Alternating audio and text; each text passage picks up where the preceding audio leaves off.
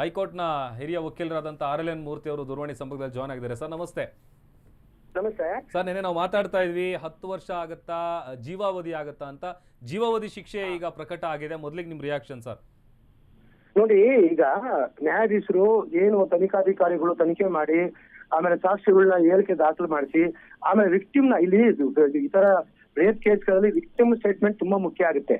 ಆ victim statement ಮೇಲೆ ಹಾಗೂ ಸಾಕ್ಷಿ ಆಧಾರದ ಮೇಲೆ ಅವರು ಏನು ಶಿಕ್ಷೆ ವಿಧಿಸಿದ್ದಾರೆ ಅದು ಆ ಕೆಲಂತ ನ್ಯಾಯಾಲಯಕ್ಕೆ ಅದು ಅಂತಿಮ ಆಗಿದ್ರು ಅದನ್ನ ಮೇಲ್ ಹಂತದ ಅಪಿಲೇಟ್ ಕೋರ್ಟ್ಗಳಲ್ಲಿ ಕೆಳಹಂತದ ನ್ಯಾಯಾಲಯ ಮಾಡಿರ್ತಕ್ಕಂತ ಏನ್ ತೀರ್ಪುಗಳು ಮತ್ತೆ ಅವರು ತೀರ್ಪು ಬರ್ಲಿಕ್ಕೆ ಏನೇನು ಕ್ರಮ ಅನುಸರಿಸಿದ್ದಾರೆ, ಯಾವ ಒಂದು ದಾಖಲೆ, ಯಾವ ಒಂದು ಹೇಳಿಕೆ ಮೇಲೆ ಅಥವಾ ದಾಖಲೆ ಮೇಲೆ ಆಧರಿಸಿ ಅವರು ಶಿಕ್ಷೆ ಪ್ರಕಟ ಮಾಡಿದ್ದಾರೆ ಅನ್ನೋಕೆ ಅವ್ರಿಗೆ ಕೆಲವಂತ ನ್ಯಾಯಾಲಯ ಬಲವಾದ ಒಂದು ಕಾರಣ ಕೊಡಬೇಕಾಗುತ್ತೆ.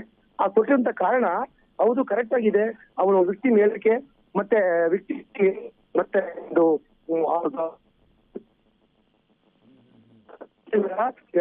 ಪೂರಕವಾಗಿದೆ ಎಂದಾಗ ಮೇಲಂತ ನ್ಯಾಯಾಲಯಗಳು ಜಡ್ಜ್ಮೆಂಟ್ ಕೊಡಿ. ಒಂದ್ ವೇಳೆ ಅದರ ದೋಷ ಕಂಡು ಬಂದಾಗ ತೀವ್ರವಾಗಿ ಅದನ್ನ ಕೆಲವಂತ ನ್ಯಾಯಾಲಯ ಜಡ್ಜ್ಮೆಂಟ್ ನ ಖಂಡಿಸಿ ಅದನ್ನ ರಿವರ್ಸ್ ಮಾಡೋ ಚಾನ್ಸಸ್ ಇದೆ. ಆಮೇಲೆ ಮಾಡಿಫಿಕೇಶನ್ ಮಾಡೋ ಚಾನ್ಸಸ್ಗಳು ಇದೆ. ಈಗ ಅದು ಪ್ರಜ್ವಲ್ ಅವರಿಗೆ ಆ ಒಂದು ಅವಕಾಶ ಇದೆ. ಅಲ್ಲ, ಈಗ ಅವಕಾಶದಲ್ಲಿ ಚಾನ್ಸಸ್ ಎಷ್ಟಿರ್ಬೋದು ಅಂತ ಈಗ ಆಯ್ತು ಶಿಕ್ಷೆ ಪ್ರಮಾಣ ಚಾನ್ಸಸ್ ಸಾಧ್ಯತೆಗಳು ಎಷ್ಟಿದೆ ಅಂತ? ಸಾಧ್ಯತೆಗಳು ನನಗನ್ಸುತ್ತೆ ಚಾನ್ಸಸ್ಗಳಂತೂ ಪ್ರಜ್ವಲ್ಗೆ ತುಂಬಾ ಇದೆ. ಏನು ಕೆಲವಂತ ನ್ಯಾಯಾಲಯಕ್ಕೆ ಬಂದಿರ್ತಕ್ಕ ತೀರ್ಮಾನಕ್ಕೆ ಯಾವ ಒಂದು ಆಧಾರ, ಯಾವುದೋ ಒಂದು ಬಲವಾದ ಕಾರಣದಿಂದ ಈ ತರ ತೀರ್ಮಾನಕ್ಕೆ ಬಂದಿರಬಹುದು ಅಂತ ಹೇಳಿ ಅದನ್ನ ಚಾಲೆಂಜ್ ಮಾಡಕ್ಕೆ ಅವಕಾಶ ಪ್ರಜ್ವಲ್ ಅವರಿಗೆ ಮುಂದಿನ ನ್ಯಾಯಾಲಯ ಇದ್ದೇ ಇದೆ ಅಂತ ನಾನು ಹೇಳ್ತೀನಿ. ಮೂರ್ತಿ ಸರ್, ನೋಡಿ, ಅವಕಾಶ ಇದೆ ಅಂತ ಹೇಳಿದ್ರೆ ಹೈಕೋರ್ಟ್ಗೆ ಹೋಗ್ಬೋದು. ಬಟ್ ಹೈಕೋರ್ಟ್ ಅಲ್ಲಿ ಈ ಜೀವಾವಧಿ ಶಿಕ್ಷೆಯನ್ನ ಕಡಿಮೆ ಮಾಡುವಂತಹ ತೀರ್ಪು ನಿರೀಕ್ಷೆ ಮಾಡಬಹುದಾ ಅಂತ ಹೇಳಿ. ನೋಡಿ, ಕ್ಯಾನ್ಸಲ್ ಅಂತೂ ಮಾಡ್ಲಿಕ್ಕೆ ಆಗುತ್ತಾ? ನೋಡಿ ಸರ್, ನೋಡಿ, ಈ ದೇಶದಲ್ಲಿ ನ್ಯಾಯಾಂಗ ವ್ಯವಸ್ಥೆನಲ್ಲಿ ಏನಾಗುತ್ತೆ, ಈಗ ಮರಣದಂಡನೆ ಕೊಟ್ಟಿರ್ತಕ್ಕಂಥವು ಖುಲಾಸೆ ಆಗಿದ್ದಾವೆ. ಆಮೇಲೆ ಕೆಲವಂತಲ್ಲಿ ಖುಲಾಸೆ ಆಗಿರೋ ಕೇಸ್ಗಳು ಅಪೀಲ್ ಅಲ್ಲಿ ಮರಣದಂಡನೆ ಹೊಂದಿದ್ದು ತಮಗೆ ಗೊತ್ತೇ ಇದೆ. ಇದು ಕೇವಲ ನಾವು ಪ್ರಜ್ವಲ್ ರೇವಣ್ಣ ಕೇಸ್ ಮಾತ್ರ ನಾವು ನೋಡೋದು ಬೇಡ. ಅದನ್ನ ಆ ದೃಷ್ಟಿಯಲ್ಲಿ ನೋಡೋದೇ ಆದ್ರೆ ಯಾವುದೇ ಕೇಸು ಕೆಲವಂತ ನ್ಯಾಯಾಲಯ ತೀರ್ಮಾನ ಅಂತಿಮ ಅಲ್ಲ.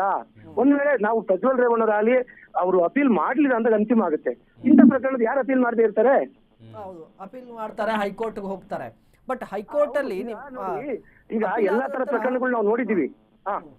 ಅಪೀಲ್ ಆಗುತ್ತೆ. ಬಟ್ ಈ ಕೆಲ ಹಂತದ ಕೋರ್ಟ್ ಕೊಡುವಂತ ತೀರ್ಪು ಎಷ್ಟು ಮಹತ್ವದಾಗಿರುತ್ತೆ ಈ ಸುಪ್ರೀಂ ಕೋರ್ಟ್ ಅಂತ ಮಾಧ್ಯಮಗಳಲ್ಲಿ ಪ್ರಜ್ವಲ್ ರೇವಣ್ಣ ಅವರು ಕೇಸ್ ಅಂತ ನಾವು ಅದಕ್ಕೆ ಮಹತ್ವ ಕೊಟ್ಟು ಮಾತಾಡ್ತಿದೀವಿ. ಆದ್ರೆ ಈಗ ನಾವು ಬೇರೆ ಕೇಸ್ಗಳು ನೋಡಿರ್ಬೇಕು ನೀವು. ಕೆಲವಂತ ನ್ಯಾಯಾಲಯಗಳಲ್ಲಿ ಅವ್ರ ಶಿಕ್ಷಣ ಖುಲಾಸೆ ಆಗಿರ್ತದೆ, ಹೈಕೋರ್ಟ್ ನಲ್ಲಿ ಮರಣದಂಡನೆ ವಿಧಿಸಿದ್ದಾರೆ. ಅದೇ ರೀತಿ ಪ್ರಜ್ವಲ್ ರೇವಣ್ಣ ಕೇಸ್ ನೋಡ್ಬೇಕಾಗುತ್ತೆ. ಪ್ರಜ್ವಲ್ ರೇವಣ್ಣ ಕೇಸು ಕೆಲಂತದಲ್ಲಿ ಪ್ರಜ್ವಲ್ ರೇವಣ್ಣ ಕೇಸು ಕೆಲಂತದಲ್ಲಿ ಹೌದು ಅವ್ರ ಶಿಕ್ಷೆ ಆಗಿರ್ಬೋದು ಈಗ. ಆದ್ರೆ ಅದನ್ನ ಪ್ರಶ್ನೆ ಮಾಡಕ್ಕೆ ಮೇಲೆ ಕೋರ್ಟ್ ಇದೆ. ಆಮೇಲೆ ಕೆಲಂತ ನ್ಯಾಯಾಲಯ ಅನುಸರಿಸತಕ್ಕಂತ ಕ್ರಮ ಸರಿನಾ ಇಲ್ವಾ ಅಂತ ಟೆಸ್ಟ್ ಮಾಡಕ್ಕೆ ಮೇಲೆ ಕೋರ್ಟ್ ಇದಾವೆ. ಅಲ್ಲಿ ಸಂಪೂರ್ಣ ಊಟ ಆಗ್ಬೋದು ಅಲ್ಲಿ. ಮೂರ್ತಿ ಸರ್, ಇನ್ನೊಂದು ವಿಚಾರ ಏನಂತಂದ್ರೆ ಈಗ ನೀವು ವಕೀಲರು ಆಸ್ ಎ ಲಾಯರ್ ನೀವು ಹೇಳ್ತಾ ಇದ್ದೀರಿ. ಈಗ ಲಾಯರ್ ಅನ್ನೋ ವಿಚಾರ ಪಕ್ಕಕ್ಕಿಟ್ಟು ಒಬ್ಬ ಕಾಮನ್ ಪೀಪಲ್ ಆಗಿ ನೀವು ಈ ಕೇಸ್ನ ಅತ್ಯಾಚಾರ, ಇಷ್ಟು ಜನಕ್ಕೆ ಅತ್ಯಾಚಾರ ಮಾಡಿದಾನೆ, ಈಗ ಜೀವಾವಧಿ ಶಿಕ್ಷೆ ಬಿದ್ದಿದೆ ಅಂತ ಅಂದ್ರೆ ಅದನ್ನ ಹೇಗ್ ನೋಡ್ತೀರಿ ನೀವು ಅಂತ, ಬೀಯಿಂಗ್ ಎ ಕಾಮನ್ ಪೀಪಲ್? ತಮಗೆ ಗೊತ್ತೇ ಇದೆ ರಿಲೇಶನ್ಶಿಪ್ ಪ್ರಕರಣಗಳು ಅತ್ಯಾಚಾರ ಪ್ರಕರಣ ಆಗಿರ್ತಕ್ಕಂಥ ಪ್ರಕರಣ ಸುಪ್ರೀಂ ಕೋರ್ಟ್ ಯಾವ ತರ ತೀರ್ಮಾನ ಮಾಡಿ ತಮ್ಗೆ ಗೊತ್ತೇ ಇದೆ. ಅದನ್ನ ಹೇಳೋದ್ ಬೇಡ. ಅತ್ಯಾಚಾರ ಪ್ರಕರಣ ಅಂತ ನಾನೇನು ವಕೀಲನಾಗಿ ಅದನ್ನ ಕಡೆಗಣಿಸಬಾರ್ದು ಅಂತ ಹೇಳ್ತಿಲ್ಲ. ನಾನು ಹೇಳೋದು ಅತ್ಯಾಚಾರಗಳು ಯಾವ ಮಟ್ಟಕ್ಕೆ ಆಗ್ತವೆ, ಅತ್ಯಾಚಾರಗಳು ಯಾವ ತರ ಬಣ್ಣ ಕಟ್ಕೊಂಡಿದ್ದಾವೆ ಅಂತ ಸುಪ್ರೀಂ ಕೋರ್ಟ್ ತೀರ್ಮಾನ ಕೊಟ್ಟಿದ್ದು, ಸುಮಾರು ಕೇಸಲ್ಲಿ ಕೊಟ್ಟಿದೆ. ಇದು ಕನ್ಸೆಂಟ್ ರಿಲೇಶನ್ಶಿಪ್ ಮೇಲೆ ಅತ್ಯಾಚಾರ ಮಾಡೋದೇ ಆದ್ರೆ ನಮ್ಗೆ ಜೈಲೇ ಬೇಕಾಗಿಲ್ಲ, ಯಾವ್ದೋ ಕ್ರಿಕೆಟ್ ಸ್ಟೇಡಿಯಂ ಬೇಕಾಗುತ್ತೆ ಕೂಡಾಕ್ಲಿಕ್ಕೆ ಅಂತ ಪರಿಸ್ಥಿತಿ ಇದೆ. ನಾವು ಪ್ರಜ್ವಲ್ ರೇವಣ್ಣ ಕೇಸ್ ಅಂತ ತಾವೇನು ಹೈಟ್ ಕೊಡೋದು ಇಲ್ಲಿ ಅವಶ್ಯಕತೆ ಇಲ್ಲ. ಅತ್ಯಾಚಾರ ಯಾರು ಮಾಡಿದ್ದಾರೆ, ಅತ್ಯಾಚಾರಕ್ಕೆ ಏನು ಡೆಫಿನೇಷನ್ ಇದೆ ಅಂತ ಕಾನೂನು ಇದೆ, ಸುಪ್ರೀಂ ಕೋರ್ಟ್ ಹೇಳಿದೆ. ನಾವು ದಯವಿಟ್ಟು ಅದನ್ನ ರೀಕಾಲ್ ಮಾಡ್ಕೊಬೇಕಾಗ್ತದೆ. ಸಂದರ್ಭದಲ್ಲಿ ಮಾಡಿರೋ ವ್ಯಕ್ತಿ ಕೂಡ ಇಂಪಾರ್ಟೆಂಟ್ ಆಗ್ತಾರಲ್ಲ ಸರ್. ಈಗ ಯಾವ್ದೋ ಕಾಮನ್ ಪೀಪಲ್ ಮಾಡೋದಕ್ಕೂ ಒಬ್ಬ ಸಂಸದ ಮಾಡೋದಕ್ಕೂ ಡಿಫರೆನ್ಸ್ ಇದೆ ಅಲ್ವಾ?